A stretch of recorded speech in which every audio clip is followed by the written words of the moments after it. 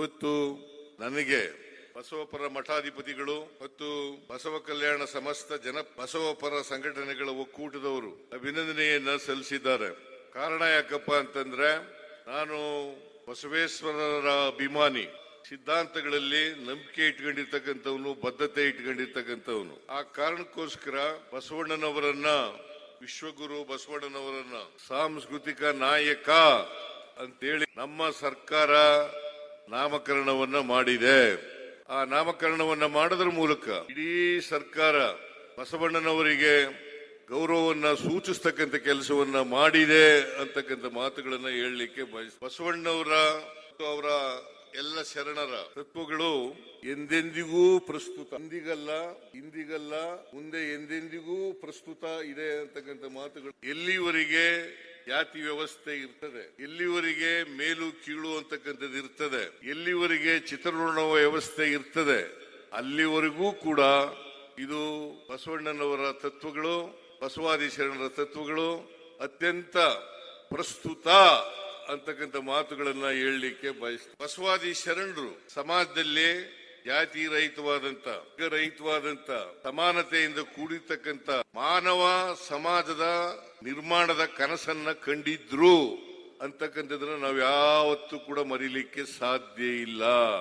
ನಾವೆಲ್ಲರೂ ಕೂಡ ಮೂಲತಃ ಮಾನವ, ಆಮೇಲೆ ಭಾರತೀಯರು. ನಾವೆಲ್ಲರೂ ಕೂಡ ಸಮಾಜದಲ್ಲಿ ಮಾನವರಂತೆ ಬದುಕ್ತಕ್ಕಂಥ ವ್ಯವಸ್ಥೆ ನಿರ್ಮಾಣ ಮಾಡಬೇಕು. ನಮ್ಮಲ್ಲಿ ಯಾವುದೇ ಭಿನ್ನಾಭಿಪ್ರಾಯಗಳು ಇರಬಾರದು, ಯಾವುದೇ ತಾರತಮ್ಯಗಳಿರಬಾರದು, ಯಾವುದೇ ಅಸಮಾನತೆಗಳು ಇರಬಾರದು. ಅಸಮಾನತೆಯನ್ನು ತೊಡೆದಾಕ್ತಕ್ಕಂಥ, ತಾರತಮ್ಯಗಳನ್ನು ತೊಡೆದಾಕ್ತಕ್ಕಂಥ ಮಾನವ ಸಮಾಜ ನಿರ್ಮಾಣ ಮಾಡ್ತಕ್ಕಂಥದ್ದೇ ಬಸವಾದಿ ಶರಣರ ಮುಖ್ಯ ಗುರಿಯಾಗಿತ್ತು ಅಂತಕ್ಕಂಥದ್ದನ್ನ ಇವತ್ತು ನಾವು ಮರೀಲಿಕ್ಕೆ ಸಾಧ್ಯ ಇಲ್ಲ. ನಾನು ಬಹುಶಃ ಕಾನೂನು ವಿದ್ಯಾರ್ಥಿ ಆಗಿನಿಂದ ಇವತ್ತಿನವರೆಗೆ, ಕಾನೂನಿನ ವಿದ್ಯಾರ್ಥಿ ಆಗಿದ್ದರಿಂದ ಇವತ್ತಿನವರೆಗೆ ಬಸವಾದಿ ಶರಣರ ಅನುಯಾಯಿ. ಬಾಬಾ ಸಾಹೇಬ್ ಅಂಬೇಡ್ಕರ್ ಅವರು ಕೂಡ ನಮ್ಮ ಸಂವಿಧಾನದಲ್ಲಿ ಪ್ರಿಯಾಂಬಲ್ನಲ್ಲಿ ಬಸವಾದಿ ಶರಣರು ಹೇಳದಂತ ವಿಚಾರಗಳನ್ನೇ ಅಳವಡಿಸಿದ್ದಾರೆ. ಆದ್ರಿಂದ ಬಸವ ವಿಚಾರಗಳು, ಸಂವಿಧಾನದ ವಿಚಾರಗಳು ಹೆಚ್ಚು ಕಡಿಮೆ ಒಂದೇ ಆಗಿದ್ದಾವೆ ಅಂತಕ್ಕಂಥ ಮಾತುಗಳನ್ನು ನಾವು ಮರೀಲಿಕ್ಕೆ ಸಾಧ್ಯ ಇಲ್ಲ. ಅದಕ್ಕೋಸ್ಕರನೇ ನಮ್ಮ ಸರ್ಕಾರ ಹೇಗೆ ಬಸವಣ್ಣನವರನ್ನ ಸಾಂಸ್ಕೃತಿಕ ನಾಯಕ ಅಂತೇಳಿ ಕರೆದೋ, ಅದೇ ರೀತಿಯಾಗಿ ಬಾಬಾ ಸಾಹೇಬ್ ಅಂಬೇಡ್ಕರ್ ಅವರು ರಚನೆ ಮಾಡಿರ್ತಕ್ಕಂಥ ಸಂವಿಧಾನದ ಪೀಠಿಕೆ ಎಲ್ಲರಿಗೂ ಗೊತ್ತಾಗಬೇಕು. ಅದಕ್ಕೋಸ್ಕರ ಶಾಲಾ ಮತ್ತು ಕಾಲೇಜುಗಳಲ್ಲಿ, ಗ್ರಾಂಟೆಡ್ ಇನ್ಸ್ಟಿಟ್ಯೂಷನ್ಗಳಲ್ಲಿ ಎಲ್ಲ ಕಡೆ ಸಂವಿಧಾನದ ಪೀಠಿಕೆಯನ್ನ ಓದಿಸ್ತಕ್ಕಂಥ ಕೆಲಸವನ್ನ ಮಾಡ್ತಾ ಇದ್ದೇವೆ. ಎಲ್ಲರೂ ಈ ದೇಶದ 143 ಕೋಟಿ ಜನ ಸಂವಿಧಾನವನ್ನ ಅರ್ಥ ಮಾಡ್ಕೋಬೇಕು. ಸಂವಿಧಾನದಲ್ಲಿ ಸ್ವಾತಂತ್ರ್ಯ, ಸಮಾನತೆ, ಭ್ರಾತೃತ್ವ, ಬಸವಣ್ಣವ್ರು ಹೇಳಿದ್ರಲ್ಲ, ಮಾನವ ಸಮಾಜ ನಿರ್ಮಾಣ ಆಗ್ಬೇಕು ಅಂತೇಳಿ, ಜಾತಿ ರಹಿತವಾದಂತ, ವರ್ಗ ರಹಿತವಾದಂತ ಸಮಾಜ ನಿರ್ಮಾಣ ಆಗ್ಬೇಕು. ಅದು ಸಾಧ್ಯ ಆಗ್ಬೇಕಾದ್ರೆ ಬಸವಣ್ಣವರು ನಡೆದಂತ ದಾರಿನಲ್ಲಿ ನಾವು ನಡೀತಕ್ಕಂಥ ಪ್ರಯತ್ನವನ್ನ ಮಾಡಬೇಕು. ಬಸವಾದಿ ಶರಣರು ನುಡಿದಂತೆ ನಡೆದರು. ನಾವು ಕೂಡ ನುಡಿದಂತೆ ನಡೀತಕ್ಕಂಥ ಪ್ರಯತ್ನವನ್ನ ಮಾಡಬೇಕು. ನುಡಿದಂತೆ ನಡೆಯುವ ಪ್ರಯತ್ನವನ್ನ ಮಾಡಬೇಕು. ಅದಕ್ಕೋಸ್ಕರನೇ ಬಸವಾದಿ ಶರಣರು ಇವತ್ತು ಮುಖ್ಯ ಆಗ್ತಾರೆ, ಮುಂದಿನ ದಿನಗಳಲ್ಲೂ ಕೂಡ ಮುಖ್ಯ ಆಗ್ತಾರೆ ಅಂತಕ್ಕಂಥ ಮಾತುಗಳನ್ನ ಹೇಳಲಿಕ್ಕೆ ಬಯಸ್ತಾ ಇದ್ದಾರೆ. ನಡೀತಕ್ಕಂಥ ಪ್ರಯತ್ನವನ್ನ ಮಾಡಬೇಕು. ನುಡಿದಂತೆ ನಡೆಯುವ ಪ್ರಯತ್ನವನ್ನ ಮಾಡಬೇಕು. ಅದಕ್ಕೋಸ್ಕರನೇ ಬಸವಾದಿ ಶರಣರು ಇವತ್ತು ಮುಖ್ಯ ಆಗ್ತಾರೆ, ಮುಂದಿನ ದಿನಗಳಲ್ಲೂ ಕೂಡ ಮುಖ್ಯ ಆಗ್ತಾರೆ ಅಂತಕ್ಕಂಥ ಮಾತುಗಳನ್ನ ಹೇಳಲಿಕ್ಕೆ ಬಯಸ್ತಾ ಇದ್ದಾರೆ. ನಾವು ಬಸವಣ್ಣವರ ಹೆಸರು ಹೇಳ್ತಕ್ಕಂಥ ಜನ, ಬಸವಾದಿ ಶರಣರ ಅನುಯಾಯಿಗಳು ಅಂತ ಹೇಳ್ತಕ್ಕಂಥ ಜನ ಮೊದಲು ಮಾಡಬೇಕಾಗಿರ್ತಕ್ಕಂಥ ಕೆಲಸ ನುಡಿದಂತೆ ನಡೀತಕ್ಕಂಥ ಪ್ರಯತ್ನವನ್ನ ಮಾಡಬೇಕು. ಅದು ಮಾಡಿದಾಗ ಮಾತ್ರ ನಾವು ಬಸವಾದಿ ಶರಣರ ಹೆಸರು ಹೇಳಲಿಕ್ಕೆ ಅರ್ಹರಾಗ್ತೇವೆ ಅಂತಕ್ಕಂಥ ಮಾತುಗಳನ್ನ ಹೇಳಲಿಕ್ಕೆ ಬಯಸ್ತಾ ಇದ್ದೇನೆ. ಇಲ್ಲದೆ ಹೋದ್ರೆ ನಾವು ಅರ್ಹರಾಗಲ್ಲ. ಇದನ್ನ ಸಮಾಜ ಮಾಡಬೇಕಾಗಿರ್ತಕ್ಕಂಥದ್ದು. ನಾನು ಜಾಸ್ತಿ ಭಾಷಣ ಮಾಡಕ್ ಹೋಗಲ್ಲ, ಯಾಕಂತಂದ್ರೆ ನಾನು ಏನೇನೋ ಹೇಳಕ್ ಹೋಗಿ ಅದು ಕಾಂಟ್ರವರ್ಸಿ ಆಗ್ಬಹುದು. ಅದಕ್ಕೋಸ್ಕರ ಜಾಸ್ತಿ ಭಾಷಣ ಮಾಡಕ್ ಹೋಗಲ್ಲ. ಹೇಳಿ ಕೇಳಿ ನಮ್ಮ ಸಮಾಜದಲ್ಲಿ ಜಾತಿ ವ್ಯವಸ್ಥೆ ಇದೆ, ಅನೇಕ ಧರ್ಮಗಳಿದ್ದಾವೆ, ಅನೇಕ ಜಾತಿಗಳಿದ್ದಾವೆ. ನಾನು ಒಂದು ಮಾತನ್ನ ಈ ಸಂದರ್ಭದಲ್ಲಿ ಹೇಳಲಿಕ್ಕೆ ಬಯಸ್ತಾ ಇದ್ದೇನೆ. ನಾವೆಲ್ಲರೂ ಕೂಡ ಶೂದ್ರರು. ಚತುರ್ವರ್ಣ ವ್ಯವಸ್ಥೆನಲ್ಲಿ 4ನೇ ಸ್ಥಾನ ನಮಗೆ. ಚತುರ್ವರ್ಣ ವ್ಯವಸ್ಥೆನಲ್ಲಿ 4ನೇ ಸ್ಥಾನ. ಬ್ರಾಹ್ಮಣರು ಮೇಲ್ಗಡೆ, ವೈಶ್ಯರು 2ನೇವರು, ಕ್ಷತ್ರಿಯರು, ಶೂದ್ರರು, ಈಗ ಪಂಚಮರು ಅಂತ ಬಿಡ ಆಗ್ಬಿಟ್ಟಿದೆ. ನಾವೆಲ್ಲ ಒಂದೇ, ಯಾವುದೇ ಜಾತಿ ಹೇಳ್ಕೊಂಡ್ರು ಕೂಡ ನಾವೆಲ್ಲ ಒಂದೇ. ಅದಕ್ಕೋಸ್ಕರ ಬಾಬಾ ಸಾಹೇಬ್ ಅಂಬೇಡ್ಕರ್ ಅವರು ಒಂದು ಮಾತನ್ನ ಹೇಳ್ತಾರೆ. ಯಾವಾಗ ಅಂತಂದ್ರೆ 1949 ನವೆಂಬರ್ 25ನೇ ತಾರೀಕು. 1949 ನವೆಂಬರ್ 25ನೇ ತಾರೀಕು. ನಮ್ಮ ಸಂವಿಧಾನ 1950 ಜನವರಿ 26ನೇ ತಾರೀಕಿನಿಂದ ಜಾರಿಗೆ ಬರ್ತಾ ಇದೆ. ಅಂದು ನಾವು ವೈರುಧ್ಯತೆ ಇರ್ತಕ್ಕಂಥ ಸಮಾಜಕ್ಕೆ ಕಾಲಿಡ್ತಾ ಇದ್ದೀವಿ. ವೈರುಧ್ಯತೆ ಇರ್ತಕ್ಕಂಥ ಸಮಾಜಕ್ಕೆ ಕಾಲಿಡ್ತಾ ಇದ್ದೀವಿ. ನಮ್ಮ ಸಮಾಜದಲ್ಲಿ ಆರ್ಥಿಕ ಅಸಮಾನತೆ ಇದೆ, ಸಾಮಾಜಿಕ ಅಸಮಾನತೆ ಇದೆ, ಶೈಕ್ಷಣಿಕ ಅಸಮಾನತೆ ಇದೆ, ರಾಜಕೀಯ ಅಸಮಾನತೆ ಇದೆ. ಇದನ್ನು ಎಲ್ಲಿವರೆಗೆ ನಾವು ಹೋಗಲಾಡಿಸಲ್ಲ ಅಲ್ಲಿವರೆಗೆ ನಮ್ಮ ದೇಶಕ್ಕೆ ಬಂದಿರತಕ್ಕಂಥ ಸ್ವಾತಂತ್ರ್ಯ ಅದು ಯಶಸ್ವಿ ಆಗಲ್ಲ. ಯಾರು ಅಸಮಾನತೆಯಿಂದ ನರಳುತ್ತಾ ಇದ್ದಾರೆ ಆರ್ಥಿಕವಾಗಿ, ಸಾಮಾಜಿಕವಾಗಿ, ಆ ಜನ ಸ್ವಾತಂತ್ರ್ಯದ ಸೌಧವನ್ನೇ ಧ್ವಂಸ ಮಾಡ್ತಾರೆ ಅಂತಕ್ಕಂಥ ಎಚ್ಚರಿಕೆಯನ್ನ ಬಾಬಾ ಸಾಹೇಬ್ ಅಂಬೇಡ್ಕರ್ ಅವರು ಅವತ್ತೇ ಕೊಟ್ಟಿದ್ರು. ಬಾಬಾ ಸಾಹೇಬ್ ಅಂಬೇಡ್ಕರ್ ಅವರು ಅವತ್ತೇ ನಮಗೆ ಎಚ್ಚರಿಕೆಯ ಗಂಟೆಯನ್ನ ಬಾರಿಸಿದ್ರು. ಅದನ್ನ ನಾವು ಅರ್ಥ ಮಾಡ್ಕೋಬೇಕಾಗ್ತದೆ. ಅದಕ್ಕೋಸ್ಕರನೇ ನಾನು ಬಸವಾದಿ ಶರಣರು ಹೇಳಿರ್ತಕ್ಕಂಥ ವಿಚಾರಗಳಿದ್ದಾವಲ್ಲ, ಇವು ನಮ್ಮ ಸರ್ಕಾರನು ಕೂಡ ಇದನ್ನ ಅವರ ಮಾರ್ಗದಲ್ಲಿ ನಡೀತಕ್ಕಂಥ ಪ್ರಯತ್ನವನ್ನ ಮಾಡಬೇಕು ಅಂತ ಹೇಳಿ ನಾನು ತೀರ್ಮಾನ ಮಾಡಿ, ನಾನು ಮುಖ್ಯಮಂತ್ರಿ ಆದದ್ದು 2013 ಮೇ 13ನೇ ತಾರೀಕು. ಅವತ್ತು ಬಸವ ಜಯಂತಿ ಅವತ್ತು 2013 ಮೇ 13 ಅವತ್ತು ಬಸವ ಜಯಂತಿ. ಅವತ್ತೇ ರಾಜ್ಯಪಾಲರಿಗೆ ಹೇಳಿದೆ, ನಾನು ಬಸವ ಜಯಂತಿ ದಿನ ಓದ್ ತಗೊಳ್ತೀನಿ, ಪ್ರಮಾಣ ವಚನ ಸ್ವೀಕಾರ ಮಾಡ್ತೀನಿ ಅಂತ ಹೇಳಿದೆ. ಅವತ್ತೇ ಪ್ರಮಾಣ ವಚನ ಸ್ವೀಕಾರ ಮಾಡಿದೆ. ಅವತ್ತು ನಾನು ತೀರ್ಮಾನ ಮಾಡಿದೆ, ಬಸವಾದಿ ಶರಣರು ಹಾಕಿ ಕೊಟ್ಟಿರ್ತಕ್ಕಂಥ ಮಾರ್ಗದರ್ಶನದಲ್ಲಿ ನಮ್ಮ ಸರ್ಕಾರ ನಡೆಸ್ತಕ್ಕಂಥ ಪ್ರಾಮಾಣಿಕ ಪ್ರಯತ್ನವನ್ನು ಮಾಡಬೇಕು. ಅದಕ್ಕೋಸ್ಕರನೇ ಅನೇಕ ಭಾಗ್ಯಗಳನ್ನ ಕೊಟ್ಟದ್ದು ಬಾಬಾ ಸಾಹೇಬ್ ಅಂಬೇಡ್ಕರ್ ಅವರು ಹೇಳಿದ್ರಲ್ಲ, ಬಸವಣ್ಣ ಹೇಳಿದ್ರಲ್ಲ, ಜಾತಿ ರಹಿತವಾದಂಥ ಸಮಾಜವನ್ನು ನಿರ್ಮಾಣ ಮಾಡಬೇಕು, ವರ್ಗರಹಿತವಾದಂಥ ಸಮಾಜವನ್ನು ನಿರ್ಮಾಣ ಮಾಡಬೇಕು, ಎಲ್ಲರಿಗೂ ಸಮಾನ ಅವಕಾಶಗಳನ್ನ ಕಲ್ಪಿಸ್ಕೊಡ್ಬೇಕು ಅಂತಕ್ಕಂಥ ತೀರ್ಮಾನವನ್ನ ಮಾಡಿದೆ. ಎಲ್ರಿಗೂ ಸಮಾನ ಅವಕಾಶಗಳಿರ್ಬೇಕು. ಯಾರು ಕೂಡ ಜಾತಿಯಿಂದ ದೊಡ್ಡವರಾಗ್ಲಿಕ್ಕೆ ಸಾಧ್ಯ ಇಲ್ಲ, ಜಾತಿಯಿಂದ ಬುದ್ಧಿವಂತರಾಗ್ಲಿಕ್ಕೆ ಸಾಧ್ಯ ಇಲ್ಲ. ನಾವು ಯಾವುದೋ ಜಾತಿನಲ್ಲಿ ಹುಟ್ಟಿದ್ದೇವೆ ಅನ್ನೋ ಜಾತಿ ವ್ಯವಸ್ಥೆ ಇದೆ, ಅದಕ್ಕೋಸ್ಕರ ಹುಟ್ಟಿದೀವಿ. ನಾ ಏನು ಕುರುಬರ ಜಾತಿನಲ್ಲಿ ಹುಟ್ಟಬೇಕು ಅಂತ ಅರ್ಜಿ ಹಾಕೊಂಡಿದ್ನ? ಜಾತಿ ವ್ಯವಸ್ಥೆ ಕುರುಬರ ಜಾತಿ ಇತ್ತು, ಅದಕ್ಕೋಸ್ಕರ ಹುಟ್ಟಿದ್ದೀನಿ ನಾನು. ಹಾಗಂತೇಳಿ ನಾನು ವಿದ್ಯೆ ಕಲೀಲಿಕ್ಕೆ ಅನರ್ಹ, ನನಗೆ ಪ್ರತಿಭೆ ಇಲ್ಲ ಅಂತ ಹೇಳ್ತಕ್ಕಂಥದ್ದು ಇದೆಯಲ್ಲ, ಇದು ಪಟ್ಟಭದ್ರರು ಹೇಳ್ತಕ್ಕಂಥ ಮಾತುಗಳು ಅಂತಕ್ಕಂಥದ್ದನ್ನ ಅರ್ಥ ಮಾಡ್ಕೋಬೇಕಾಗ್ತದೆ. ಹುಟ್ಟಿನಿಂದ ಯಾರು ಕೂಡ ದೊಡ್ಡವರಾಗಲಿಕ್ಕೆ ಸಾಧ್ಯ ಇಲ್ಲ. ಅವರ ವ್ಯಕ್ತಿತ್ವದ ಮೇಲೆ ದೊಡ್ಡವರಾಗೋದು. ಜ್ಞಾನ ಇದೆಯಲ್ಲ ಯಾರಪ್ಪನ ಮನೆ ಸೊತ್ತಲ್ಲ. ಆಗಿದ್ರೆ ವಾಲ್ಮೀಕಿ ರಾಮಾಯಣ ಬರೆಯಕ್ ಆಗ್ತಿತ್ತ? ವಾಲ್ಮೀಕಿ ಹುಟ್ಟಿದ್ದು ಯಾವ ಜಾತಿನಲ್ಲಿ? ವಾಲ್ಮೀಕಿ ಜಾತಿನಲ್ಲಿ ಹುಟ್ಟಿದ್ದು, ಬೇಡರ ಜಾತಿನಲ್ಲಿ. ಮಹಾಭಾರತ ಬರೆಯಕ್ ಆಗ್ತಿತ್ತ? ಹೆಸ್ರ ಜಾತಿಲಿ ಹುಟ್ಟಿದಂತವ್ರು ಮಹಾಭಾರತ ಬರೆಯಕ್ ಆಯ್ತಿತ್ತ? ದಲಿತ ಜಾತಿಲಿ ಹುಟ್ಟಿದಂತವ್ರು ಸಂವಿಧಾನ ಬರೀಲಿಕ್ಕೆ ಸಾಧ್ಯ ಆಗ್ತಿತ್ತ?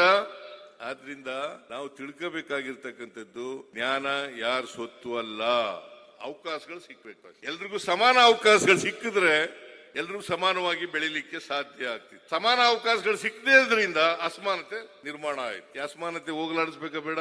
ಅದಕ್ಕೋಸ್ಕರ ಬಸವಣ್ಣವರು ಹೇಳದಂತ, ಅಂಬೇಡ್ಕರ್ ಹೇಳದಂತ, ಬುದ್ಧ ಹೇಳದಂತ, ಮಹಾತ್ಮ ಗಾಂಧಿ ಹೇಳದಂತ ವಿಚಾರಗಳಲ್ಲಿ ನಂಬಿಕೆ ಇಟ್ಕೊಂಡು ಕೆಲಸ ಮಾಡ್ತಕ್ಕಂಥ ಪ್ರಯತ್ನವನ್ನ ಮಾಡಬೇಕು. ಅದು ಮಾಡಿದಾಗ ಮಾತ್ರ ನಾವು ಎಲ್ಲರನ್ನು ಮುಖ್ಯವಾಗಿ ತರಲಿಕ್ಕೆ ಸಾಧ್ಯ ಆಗ್ತದೆ, ಸಮಾಜವನ್ನ ನಿರ್ಮಾಣ ಮಾಡಲಿಕ್ಕೆ ಸಾಧ್ಯ ಆಗ್ತದೆ. ಪ್ರತಿಯೊಬ್ಬರಿಗೂ ಕೂಡ ಇಂಥ ಅಸಮಾನತೆ ಇರ್ತಕ್ಕಂಥ ಸಮಾಜದಲ್ಲಿ ಅನೇಕ ಜಾತಿಗಳು, ಅನೇಕ ಧರ್ಮಗಳು ಇರತಕ್ಕಂಥ ಜಾತಿನಲ್ಲಿ ಸಹಿಷ್ಣುತೆಯನ್ನ ಬೆಳೆಸಿಕೊಳ್ತಕ್ಕಂಥ ಪ್ರಯತ್ನವನ್ನ ಮಾಡಬೇಕು. ಸಹಿಷ್ಣುತೆ, ಸಹಬಾಳ್ವೆ, ಇದನ್ನ ಬೆಳೆಸಿಕೊಳ್ತಕ್ಕಂಥ ಕೆಲಸವನ್ನ ಮಾಡಬೇಕು. ಸಹಿಷ್ಣುತೆ, ಸಹಬಾಳ್ವೆ, ಈ ವಿಚಾರ, ಈ ವ್ಯಕ್ತಿಗತವಾಗಿ ಇವುಗಳನ್ನ ನಾವು ನಮ್ಮ ಜೀವನದಲ್ಲಿ ಅಳವಡಿಸಿಕೊಳ್ತಕ್ಕಂಥ, ಆ ದಾರಿಯಲ್ಲಿ ನಡೀತಕ್ಕಂಥ ಪ್ರಯತ್ನವನ್ನ ಮಾಡಬೇಕು. ಅನೇಕ ಧರ್ಮಗಳಿದ್ದಾವೆ, ಆ ಧರ್ಮದಲ್ಲಿ ಹುಟ್ಟುವಂತ ಯಾರು ಹೇಳಿಲ್ಲ.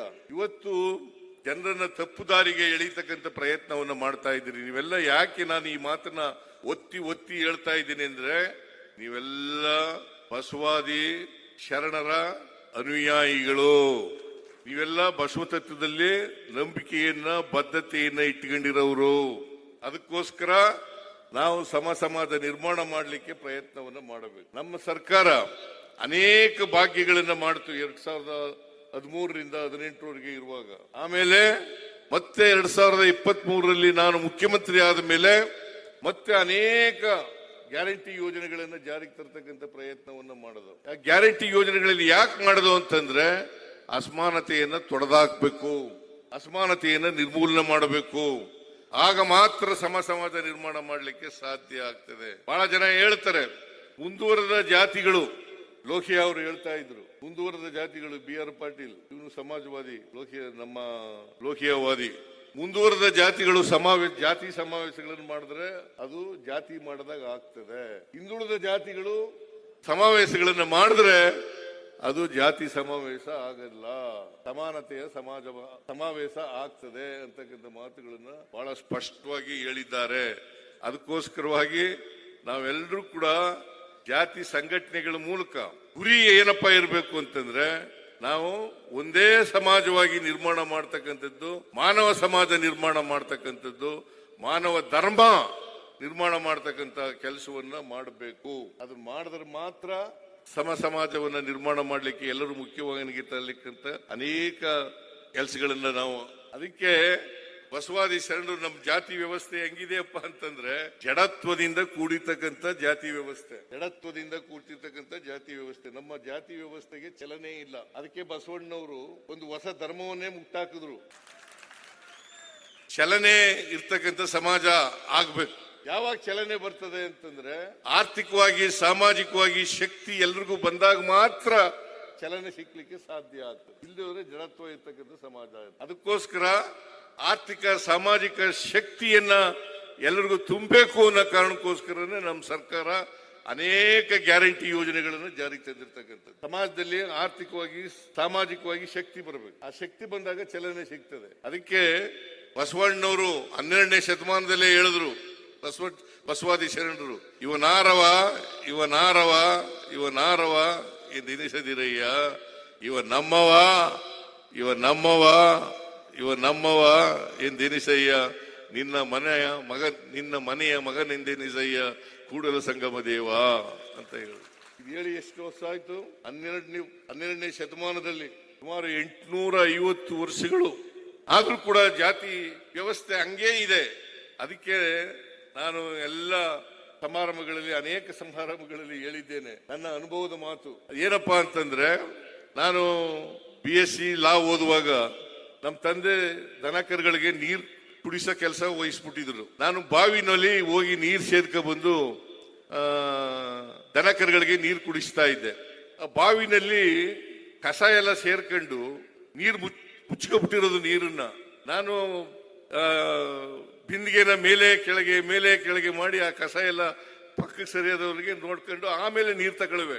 ಆಮೇಲೆ ಬಂದೆ ಇನ್ನೊಂದ್ಸಾರಿ ಬರೋದ್ರೊಳಗಡೆ ಮುಚ್ಕೊಬಿಡೋದು. ಹಿಂಗೆ ನಮ್ ಜಾತಿ ವ್ಯವಸ್ಥೆ ಇದೆಯಲ್ಲ, ಅನೇಕ ಸಮಾಜ ಸುಧಾರಕರು, ಬಸವಾದಿ ಶರಣರಂತವರು ಅನೇಕ ಸಮಾಜ ಸುಧಾರಕರು ಜಾತಿನ ಈ ಬದಲಾವಣೆ ಮಾಡಬೇಕು ಅಂತ ಪ್ರಯತ್ನ ಮಾಡ್ತಾರೆ. ಅವ್ರು ಹೋದ ಮೇಲೆ ಮತ್ತೆ ಮುಚ್ಚಿಕೊಳ್ತಕ್ಕಂಥ ಕೆಲಸ ಆಗ್ತದೆ. ಜಾತಿ ಹಾಗೇ ಉಳಿತು. ಅದಕ್ಕೋಸ್ಕರ ನಾವೆಲ್ಲರೂ ಕೂಡ ಪ್ರಯತ್ನ ಮಾಡ್ಬೇಕಾಗಿರ್ತದೆ. ಬದಲಾವಣೆ ಆಗ್ಬೇಕಲ್ಲ, ಸಮಾಜ ಬದಲಾವಣೆ ಆಗ್ಬೇಕಲ್ಲ. ಅದಕ್ಕೋಸ್ಕರ ಬಸವಣ್ಣ ಹೇಳದಂತ ವಿಚಾರಗಳನ್ನ ನಾನು ಇವತ್ತಿಗೂ ನಂಬ್ಕೊಂಡಿದ್ದೀನಿ. ಅದನ್ನ ಪಾಲನೆ ಮಾಡ್ತಕ್ಕಂಥ ಕೆಲಸವನ್ನ ಮಾಡ್ತಾ ಇದ್ದೀನಿ. ಅದಕ್ಕೋಸ್ಕರನೇ ಮಹಿಳೆಯರು ಕೂಡ ಇನ್ನು ಗೊತ್ತೇನಮ್ಮ, ಮಹಿಳೆಯರಿಗೆ ಅಸಮಾನತೆ ಇತ್ತು, ಸಮಾನತೆ ಇರಲಿಲ್ಲ. ಬಸವಣ್ಣನವರು ಮೊದಲು ಸಮಾನತೆಯನ್ನ ಮಾಡತಕ್ಕಂತ ಕೆಲಸವನ್ನ ಮಾಡಿದ್ರು. ಅಕ್ಕಮಹಾದೇವಿಯವರು ಇದಾರಲ್ಲ, ಅವರಿಗೆ ಅನುಭವ ಮಟ್ಟದಲ್ಲಿ ಅವಕಾಶಗಳನ್ನ ಕೊಡ್ತಕ್ಕಂಥ ಕೆಲಸವನ್ನು. ಅದಕ್ಕೋಸ್ಕರನೇ ವಿಜಯಪುರದಲ್ಲಿ ಮಹಿಳಾ ವಿಶ್ವವಿದ್ಯಾನಿಲಯಕ್ಕೆ ಅಕ್ಕ ಮಹಾದೇವಿ ವಿಶ್ವವಿದ್ಯಾನಿಲಯ ಅಂತಕ್ಕಂಥ ಹೆಸರನ್ನ ಇಟ್ಟಿರ್ತಕ್ಕಂಥ ಕೆಲಸ ಮಾಡಿದೆ. ಆಮೇಲೆ ಎಲ್ಲ ಸರ್ಕಾರಿ ಕಚೇರಿಗಳಲ್ಲಿ ಬಸವೇಶ್ವರರವರ ಮೂರ್ತಿ ಫೋಟೋ ಇದೆಯಲ್ಲ, ಅದು ಎಲ್ಲ ಸರ್ಕಾರಿ ಕಚೇರಿಗಳಲ್ಲಿ ಇಡ್ಲೇಬೇಕು ಅಂತೇಳಿ ಆದೇಶ ಹೊರಡಿಸಿ ಅದನ್ನ ಇಡ್ತಕ್ಕಂಥ ಕೆಲಸ ಮಾಡಿದೆ. ಯಾಕಂತಂದ್ರೆ ಬಸವಣ್ಣವ್ರನ್ನ ನೋಡಿದಾಗ ಬಸವಣ್ಣವ್ರ ಬಗ್ಗೆ ಗೌರವ, ಅವ್ರನ್ನ ಸ್ಮರಿಸ್ಕೊಳ್ತಕ್ಕಂಥ ಕೆಲಸ ಆಗ್ಬೇಕು, ಅವರ ವಿಚಾರಗಳನ್ನ ಸ್ಮರಿಸ್ಕೊಳ್ತಕ್ಕಂಥ ಕೆಲಸ ಆಗ್ಬೇಕು. ಪ್ರತಿಯೊಬ್ಬರಿಗೂ ಕೂಡ ವಿದ್ಯಾವಂತರು, ವಿಶೇಷವಾಗಿ ವಿದ್ಯಾವಂತರು, ಸರ್ಕಾರಿ ಸೇವೆಯಲ್ಲಿರ್ತಕ್ಕಂಥ ಅವರು ಎಲ್ಲ ಓದಿರ್ತಕ್ಕಂಥ ಜನ, ಅವರು ಸ್ಮರಿಸ್ಕೊಳ್ತಕ್ಕಂಥ ಕೆಲಸವನ್ನು ಮಾಡಬೇಕು. ಆಮೇಲೆ ಸಾಂಸ್ಕೃತಿಕ ನಾಯಕ ಅಂತ ಕೆಲಸ ಮಾಡದೆ. ಕೋರುಚ ಅವರು ಇಲ್ಲೇ ಕೂತಿದ್ದಾರೆ. ಕೋರುಚ ಅವರು ಇವರ ಅಧ್ಯಕ್ಷತೆಯಲ್ಲಿ ಸಮಿತಿಯನ್ನು ಮಾಡದೆ ಪುನರುಜ್ಜೀವನ ಮಾಡಬೇಕು. ಅನುಭವ ಮಂಟಪ ಪುನರುಜ್ಜೀವನ ಮಾಡಬೇಕು ಅಂತೇಳಿ ಇವರ ಅಧ್ಯಕ್ಷತೆಯಲ್ಲಿ ವರದಿ ಕೊಡ್ಲಿಕ್ಕೆ ಸಮಿತಿಯನ್ನ ಮಾಡದೆ ಅದನ್ನೇ ಹೇಳಿದ್ರು.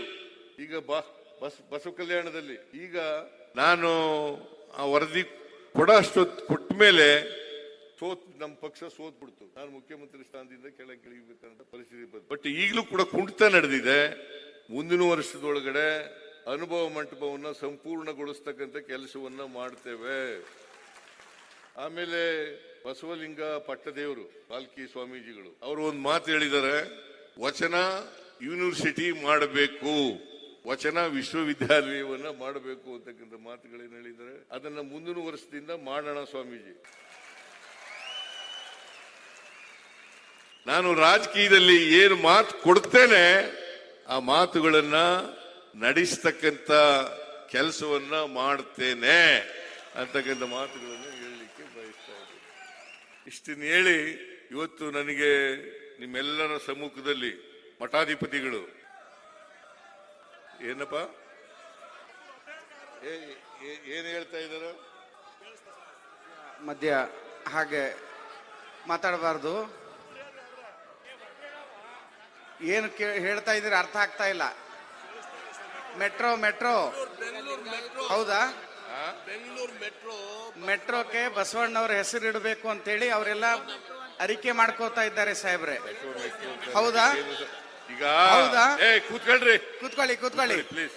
ಹಾ, ಮೆಟ್ರೋ ಯೋಜನೆ ಇದೆಯಲ್ಲ, ನಾವು ಮತ್ತು ಕೇಂದ್ರ ಸರ್ಕಾರ ಎರಡೂ ಸೇರಿ ಮಾಡ್ತಕ್ಕಂಥದ್ದು. ಕೇಂದ್ರ ಸರ್ಕಾರ ಮತ್ತು ರಾಜ್ಯ ಸರ್ಕಾರ ಎರಡೂ ಸೇರಿ ಮಾಡು. ನಮ್ಮ ಪಾಲು ಜಾಸ್ತಿ ಇರಬಹುದು. ಮೆಟ್ರೋ ಸ್ಟೇಷನ್ ಮಾಡ್ಲಿಕ್ಕೆ, ಮೆಟ್ರೋ ಯೋಜನೆ ಮಾಡ್ಲಿಕ್ಕೆ ನಮ್ಮ ಪಾಲು ಜಾಸ್ತಿ ಇದೆ, 87% ಇದೆ. 13% ಕೇಂದ್ರ ಸರ್ಕಾರದಿದೆ. ಆದ್ರೂ ಕೂಡ ಕೇಂದ್ರ ಸರ್ಕಾರ ಒಪ್ಪಿಗೆ ಇಲ್ದೇನೆ ನಾವೇನು ಮಾಡಾಗಿಲ್ಲ. ನಾನು ಕೇಂದ್ರ ಸರ್ಕಾರಕ್ಕೆ ಈ ವಿಚಾರನ ಅವ್ರ ಮುಂದೆ ಇಡ್ತಕ್ಕಂಥ ಕೆಲಸವನ್ನ ಮಾಡ್ತೇನೆ.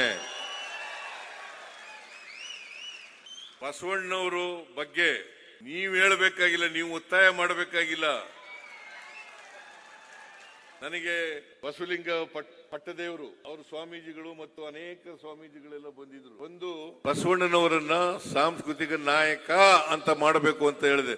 ಕೂಡಲೇ ಒಪ್ಕೊಂಡು ಆದೇಶ ಮಾಡಿಸಿದೆ. ಅದರಿಂದ ನಮ್ದೇ ಸರ್ಕಾರದಿಂದ ಪ್ರಾಜೆಕ್ಟ್ ಮಾಡಿದ್ರೆ ಅದು ಈಗಲೇ ಒಪ್ಪಿಗೆ ಕೊಟ್ಬಿಡ್ತಿದ್ದೆ. ಅದು ಕೇಂದ್ರ ಮತ್ತು ರಾಜ್ಯ ಎರಡು ಸರ್ಕಾರಗಳು ಜಂಟಿಯಾಗಿ ಮಾಡ್ತಾ ಇರ್ತಕ್ಕಂಥ ಯೋಜನೆ ಆಗಿರೋದ್ರಿಂದ ನಾನೇ ಇಲ್ಲೇ ಈ ಸ್ಥಳದಲ್ಲೇ ಒಪ್ಪಿಗೆ ಕೊಡ್ಲಿಕ್ಕೆ ಆಗೋದಿಲ್ಲ. ಕೇಂದ್ರ ಸರ್ಕಾರಕ್ಕೆ ಬರೆದು ಅವರ ಒಪ್ಪಿಗೆಯನ್ನು ಕೂಡ ಪಡ್ಕೋಬೇಕಾಗ್ತದೆ. ಆದ್ರಿಂದ ನೀವು ಹೇಳದಂತ ವಿಚಾರ ಇದೆಯಲ್ಲ, ಇದ್ರ ಬಗ್ಗೆ ನಮ್ಮ ಸರ್ಕಾರ ಗಮನ ಹರಿಸ್ತದೆ ಅಂತಕ್ಕಂಥ ಮಾತುಗಳನ್ನು ಹೇಳಿ ಇವತ್ತು ಎಲ್ಲ ನಿಮ್ಮ ಸಮ್ಮುಖದಲ್ಲಿ ಸ್ವಾಮೀಜಿಗಳು, ಬಸವ ಪರ ಸ್ವಾಮೀಜಿಗಳು ನೀವೆಲ್ಲ ನನಗೆ ಅಭಿನಂದನೆಯನ್ನು ಸಲ್ಲಿಸಿದ್ದೀರಿ. ಅದಕ್ಕೋಸ್ಕರ ನಿಮ್ಮೆಲ್ಲರಿಗೂ ಕೂಡ ಶರಣಾರ್ಥಿಗಳು ಅಂತಕ್ಕಂಥ ಮಾತುಗಳನ್ನು ಇಷ್ಟನ್ನೇಳಿ ನನ್ನ ಮಾತುಗಳನ್ನು ಮುಗಿಸ್ತೇನೆ. ಜೈ ಹಿಂದ್, ಜೈ ಕರ್ನಾಟಕ, ಜೈ ಸಂವಿಧಾನ್, ಜೈ ಬಸವೇಶ್ವರ. ಲಿಂಗಾಯತ ಮಠಾಧಿಪತಿಗಳ ಒಕ್ಕೂಟ, ಬಸವ ಕಲ್ಯಾಣ ಸಮಸ್ತ ಬಸವಪುರ ಸಂಘಟನೆಗಳ ಸಹಯೋಗದಲ್ಲಿ ಬಸವ ಸಂಸ್ಕೃತಿ ಅಭಿಯಾನ 2025 ಸಮಾರೋಪ ಸಮಾರಂಭದಲ್ಲಿ ಭಾಗವಹಿಸಿರ್ತಕ್ಕಂಥ ಪರಮ ಪೂಜ್ಯ ಬಸವಪುರ ಮಠಾಧಿಪತಿಗಳಲ್ಲಿ ನಮಸ್ಕರಿಸಿ, ಈ ಸಮಾರಂಭದಲ್ಲಿ ಭಾಗವಹಿಸಿರ್ತಕ್ಕಂಥ ನಮ್ಮ ಸಚಿವ ಸಂಪುಟದ ಎಲ್ಲ ಸಹೋದ್ಯೋಗಿ ಸಚಿವರೇ, ಶಾಸಕ ಮಿತ್ರರೇ, ಮಾಜಿ ಶಾಸಕರೇ, ಇತರೆ ಆಹ್ವಾನಿತ ಗಣ್ಯರೇ, ಈ ಸಮಾರಂಭದಲ್ಲಿ ಭಾಗವಹಿಸಿರ್ತಕ್ಕಂಥ ಆತ್ಮೀಯ ಎಲ್ಲ ಬಸವ ಅಭಿಮಾನಿಗಳೇ, ಸ್ನೇಹಿತರೆ, ಮಾದೇವಪ್ಪನವರು, GT ದೇವೇಗೌಡರು, ಬಾನು ಮುಸ್ತಾಕ್ ಅವರನ್ನ ಈ ಬಾರಿ ದಸರಾ ಉದ್ಘಾಟನೆ ಮಾಡಬೇಕಾದ್ರೆ ಅದರ ಹಿಂದಿನ ಕಾರಣಗಳೇನು ಅಂತಕ್ಕನ್ನದ್ರ ಬಗ್ಗೆ ಪ್ರಸ್ತಾಪ ಮಾಡಿದ್ದಾರೆ. ಬಾನು ಮುಸ್ತಾಕ್ ಅವರು ಹುಟ್ಟಿನಿಂದ ಮುಸ್ಲಿಂ ಮಹಿಳೆ ಆಗಿರಬಹುದು, ಅಂದ್ರೆ ಅವರು ಮನುಷ್ಯರನ್ನ ಪ್ರೀತಿಸಬೇಕೆ ಹೊರತು ಧರ್ಮದ ಆಧಾರದ ಮೇಲೆ, ಜಾತಿಯ ಆಧಾರದ ಮೇಲೆ ದ್ವೇಷಿಸಬಾರದು. ನಾವೆಲ್ಲ ಮನುಷ್ಯರು, ನಾವು ಪರಸ್ಪರ ಪ್ರೀತಿಯಿಂದ ಇರಬೇಕೆ ಹೊರತು ಪರಸ್ಪರ ದ್ವೇಷದಿಂದ ಇರಬಾರದು. ಅದು ಮನುಷ್ಯತ್ವದ ಲಕ್ಷಣ ಅಲ್ಲ. ನಾವು ಮನುಷ್ಯತ್ವ ಒಪ್ಕೊಳ್ಳೋದಾದ್ರೆ ಈ ನಾಡಿನ ಯಾವುದೇ ಧರ್ಮ, ಯಾವುದೇ ಜಾತಿ,